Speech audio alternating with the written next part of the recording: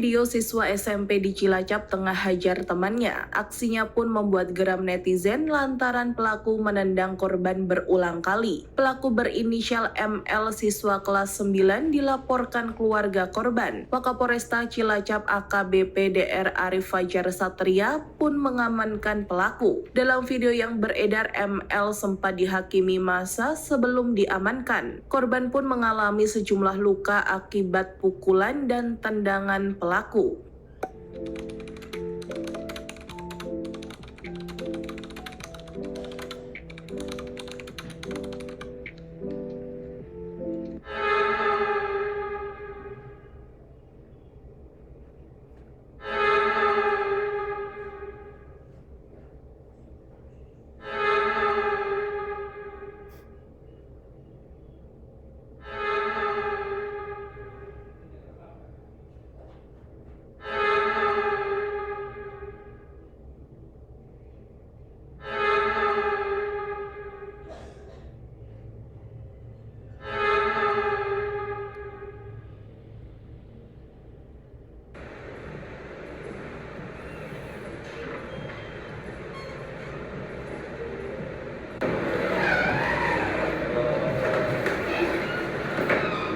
Selamat siang Bu Viva, saya orang tua dari FF membutuhkan bantuan Ibu untuk menyelesaikan kasus hukum anak saya, yang mana saat ini anak saya menjadi korban perundungan di sekolahnya. Ia mengalami penganiayaan hingga patah tulang akibat pukulan dan ditendang oleh temannya. Selamat siang Ibu Pertiwi. Ibu Pertiwi, silakan Ibu menceritakan bagaimana kejadian anak Ibu itu seperti apa? Begini Bu, ketika anak saya pulang sekolah, dia mengalami banyak luka di tubuhnya, terutama di bagian dada sebelah kiri. Kemudian saya mendapatkan video pembulian dan penganiayaan anak saya dari salah satu temannya. Ikut videonya. Oke. Baik Bu, turut prihatin ya atas kejadian ini. Berdasarkan penjelasan dan video untuk itu, saya akan membantu dan menyelesaikan kasus Ibu ini. Ini terdapat formulir yang Ibu harus isi untuk proses lebih jelas. Mohon diisi untuk data lengkapnya ya Bu.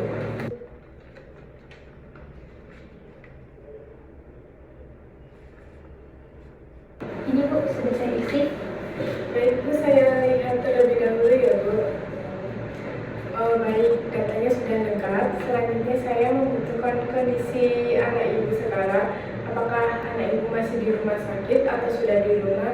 Terus untuk kondisi terakhirnya itu bagaimana ya Bu? Untuk saat ini anak saya masih di rumah sakit. Kondisinya terakhir ronsen dan dokter menyatakan adanya patah tulang rusuk di sebelah kirinya. Apakah saya bisa melihat surat ronsen tersebut Bu? Oh iya Bu, kebetulan saya membawanya. Baik Bu, saya terima suratnya ya. Sementara ini suratnya saya lampirkan untuk nantinya sebagai penyelesaian kasus ya Bu. Apakah Ibu sudah melaporkan kasus ini kepada polisi? Belum Bu, saya membutuhkan bantuan dari pihak hukum dulu sebelum saya ajukan ke kepolisian. Baik, jadi begini Bu, untuk alur penyelesaian kasus ini, yang pertama Ibu sudah benar menghubungi saya sebagai legal advisor dalam mendapatkan saran awal terkait penyelesaian kasus, kemudian didukung dengan bukti yakni adanya surat ronsen dari rumah sakit, lalu baru Ibu beserta saya nanti melaporkan kasus ini ke rumah sakit. Polisi melakukan penyidikan, pengembangan kasus hingga SPDP. Selanjutnya diikuti dengan sidang, pemantauan dan evaluasi Bu. Iya Bu, baik. Terima kasih atas informasinya Bu.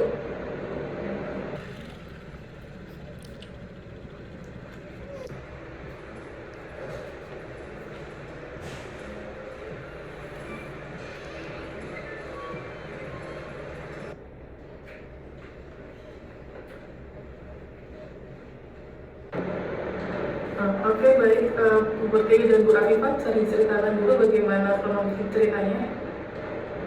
Baik, Pak, perkenalkan dulu, saya Ibu Afifah selaku legal advisor dari Ibu Pritiwi.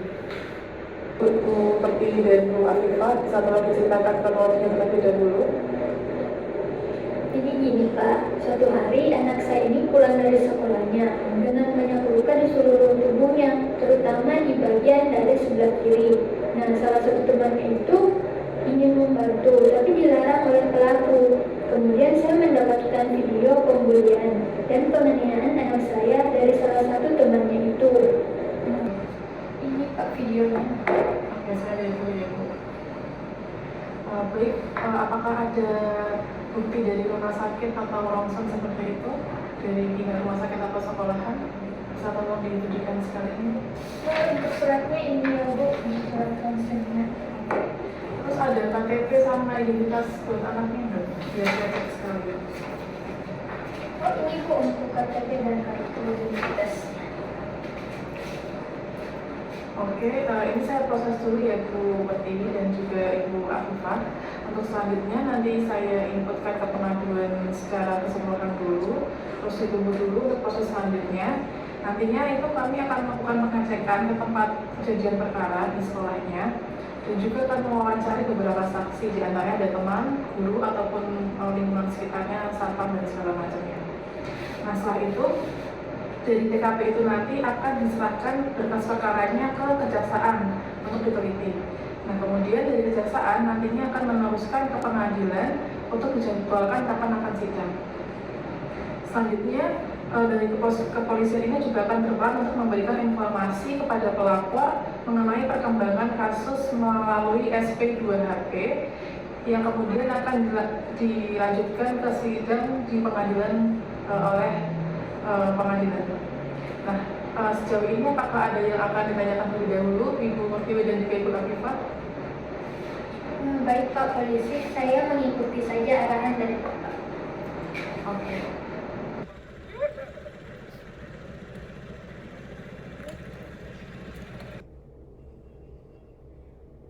Baik, bisa diceritakan untuk kronologinya Bu? Ketika itu anak saya ada di sekolahnya. Tiba-tiba ada salah satu temannya itu melakukan penganiayaan ke anak saya yang kemudian terjadi pertengkaran di halaman sekolahnya. Kejadian itu dilihat langsung oleh teman-temannya. Namun mereka tidak berani untuk menolong karena dilarang oleh si pelaku.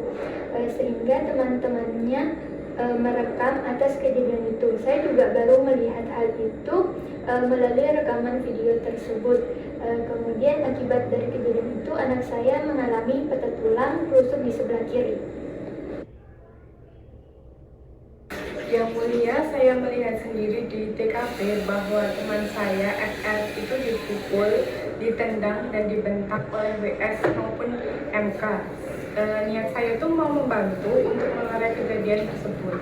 Namun pelaku menghalangi saya untuk melakukan hal tersebut. Begini yang mulia, saya bisa jelaskan bahwa itu sebenarnya FF dulu yang memulai. Mereka menantang kelompok kami yang berada di luar sekolah dengan mengaku-ngaku sebagai anggota kelompok berbasis. Jadi emosi saya terpancing untuk membalas sakit hati saya ini dengan pukulan. Benar yang mulia, saya setuju dengan WS. FF terlebih dahulu memulai dengan menantang kelompok lain, yaitu kelompok kami. Andai saja itu tidak melakukan hal tersebut, pasti kejadian ini tidak akan terjadi. Salah di sini, gara-gara kalian anak saya dipatah tulang. Itu hanya sebuah bercandaan saja mungkin. Jadi harap bersabar, tetapi tenang, jangan langsung pakai emosi untuk tidak fatal dampaknya. Baik, mohon tenang semuanya. Berdasarkan hasil penelaahan dan atas bukti keterangan dari para saksi dan terdakwa dinyatakan bersalah dan dikarenakan hukuman pasal Undang-Undang Perlindungan Anak dan pasal 170 KUHP dengan kekerasan di muka umum dengan hukuman penjara paling lama 3 tahun 6 bulan dengan denda 72 juta. Selain itu juga dikenakan lapis dengan pasal 170 KUHP dengan ancaman 7 tahun penjara. Baik, putusan ini saya sahkan.